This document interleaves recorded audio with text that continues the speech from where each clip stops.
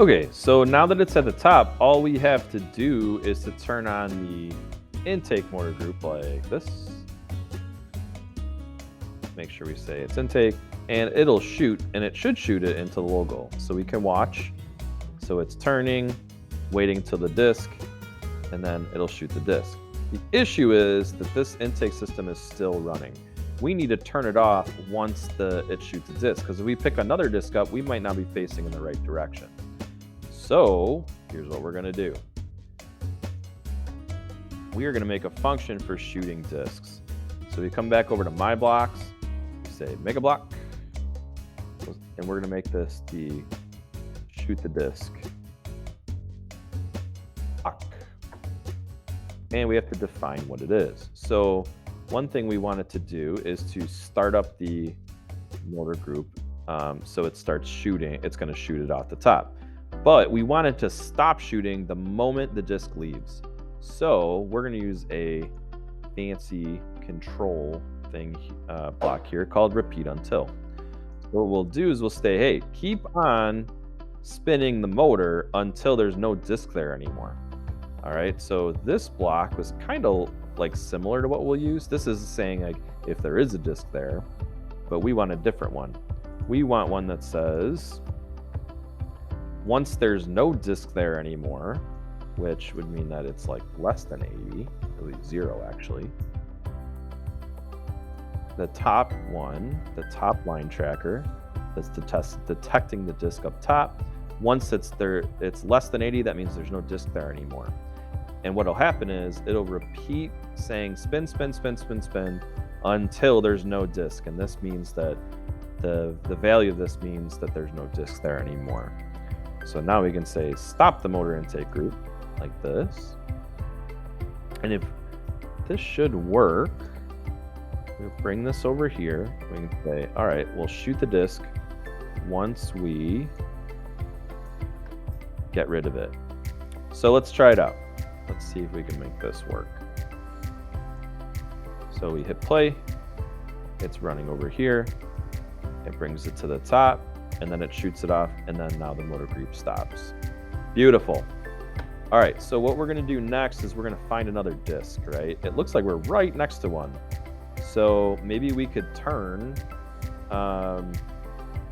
and find that disk and pick it up and shoot it. Or we could pick a different one. How about that one? Let's go for this disk right here. So what I'm gonna do is I'm gonna kind of look from above, and you can see kind of where we are right now. And I want to, actually maybe this one. I'm gonna turn and try to get that one. So I wanna head in this direction right here. Okay, so to figure out what the right heading is, I'm gonna go over to that heading tool that I showed you earlier. So I'm gonna zoom in on this. Okay, so I am right about here on my heading tool, or on my on the map, right? And I want to actually head in this direction to get this next disk. Like I want to get over here. Okay, it looks like I need to be heading somewhere in between 60 and 75 degrees. It looks like it's probably around maybe like 65-ish. So let's do that. Let's turn to head about 65 degrees. So we'll hide this. I'll go to my driving blocks, and I want to turn to about 65 degrees. And then what do I want to do? I want to go forward and find a disk. Now I can go up here and I can say drive forward, wait until, and all that stuff. But didn't we do that already? Didn't we do that over here? So that's where using functions is really nice. Like if I know I want to find a disk and take it to the top, I could just use this block now. So I'm going to go to my blocks, and I'm going to use this function again. So let's see if it works. Let's see if we can actually get this to work. So we'll hit retry and refresh, and here we go. So it's going to go ahead, pick up the first disk, bring it to the top, shoot it in the logo, and there we go. Look at that. We've just picked up, actually we picked up a couple disks. So we came over here, and we actually were able to get it because we headed in the right direction, and I ran this disk intake function right here. Okay, so now we need to shoot this into the low goal. So what do? Let's go back over to our tool we had. So we need to move our little compass over here because now our robot is over on this tile. And we have a few disks actually in the robot. If we look, looks like we have 2 disks in the robot. I thought there were 3 over here. We might even have a third one somewhere. At any rate, if you remember, it actually shoots out the back. So we are like almost facing in the right direction, but we want to sort of reverse the robot around so it shoots it in the right direction. Because watch what happens. Well, if we were to shoot them, they would go off out the side. So let's go over to the tool here. And right now, if the robot shot them, they would go in this direction out into the abyss. So let's think about this here. Right like that. So we would love to shoot in this direction. Unfortunately, the shooter is not on this side of the robot. It's on the other side of the robot. So I'm going to change the color. So basically, we would need to blue. We need to go the opposite direction. We need to be facing this way, right? Because the shooter is on the back of the robot. So using that information, you can see we're somewhere in between 270 and like 285. So figure around like 280 or so. So that's the heading we need. We need to be facing in the 280 degree heading in order for our back end to be facing the low and high goal. So, all right, what did I say? 280.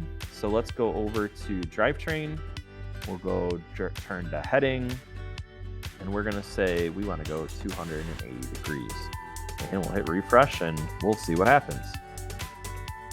All right, ready for this? Let's see if we get it. So we hit play. Okay, we're going to drive over here. We're shooting. Got a couple in the low goal. Okay, we have 3 discs in here now. And we've turned. Are we facing the right direction? I think we are. Let's actually look like this. Looks like we're headed straight towards the high and low goal.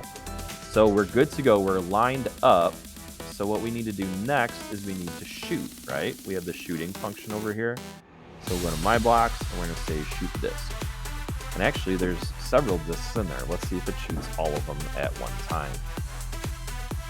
All right, reset. Let's try this one more time. A lot of trial and error here with these programs.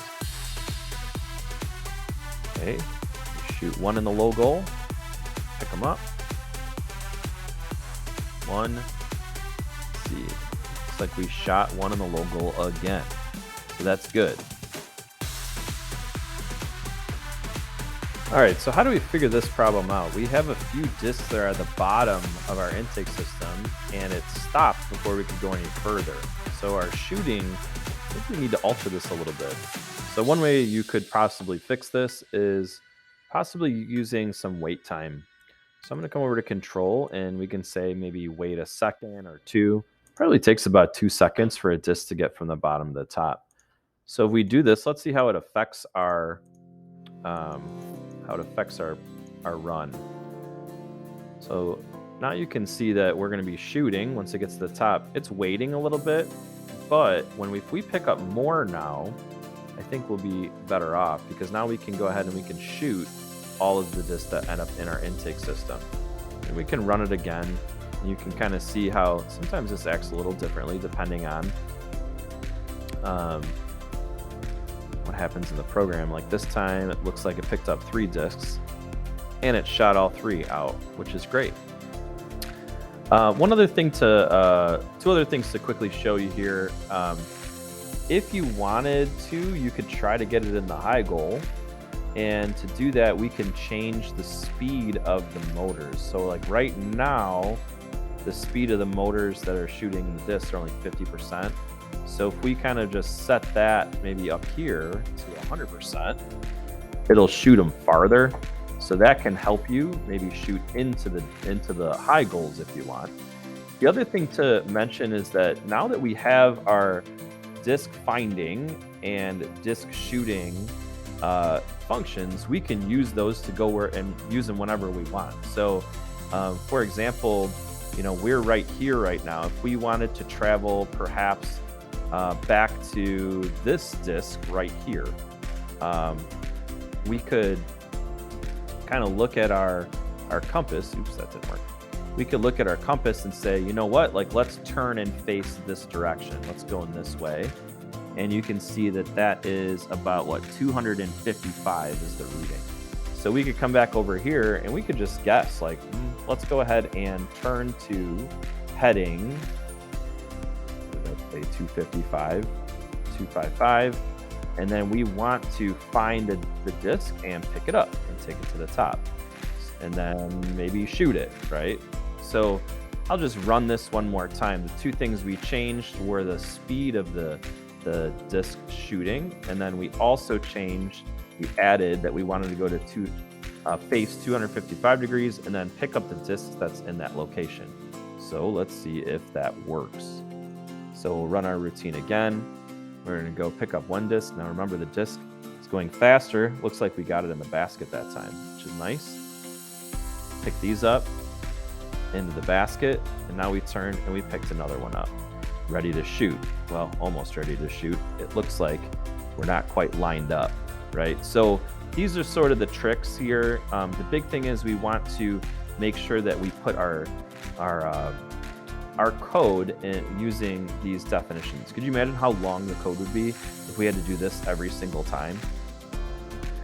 So make sure when you're done with all of your code, you go ahead and you copy your functions into this portion, right? We can make them a little smaller just so I could be able to read them.